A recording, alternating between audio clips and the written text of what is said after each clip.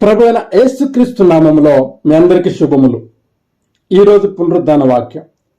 నేను కృంగి ఉండగా ఆయన నన్ను రక్షించెను. కీర్తనల గ్రంథము 116వ కీర్తన 6వ వచనం.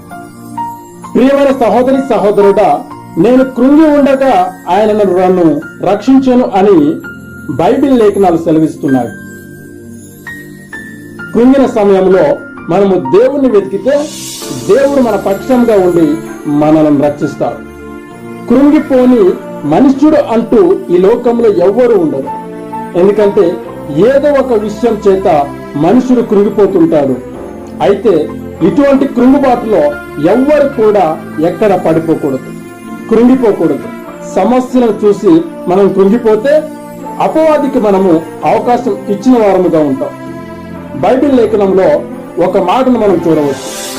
సామెతల గ్రంథం 24వ అధ్యాయం 10వ వచనంలో, శ్రమ దినమున నువ్వు కృంగిన ఎడల నీవు చేతగాని వాడు వగుదువు అని.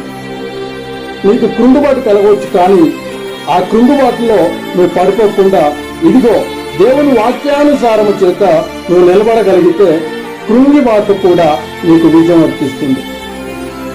బైబిల్లో దావీదు గారు, ఏలియా గారు, యోబు గారు, మోషే గారు, ఇంకా కొంతమంది అనేక శ్రమలను అనుభవించి కృంగుబాటులకు లోనైన వారుగా ఉన్నారు. కానీ అట్టి కృంగుబాటులోనూ దేవుని విడవలేదు.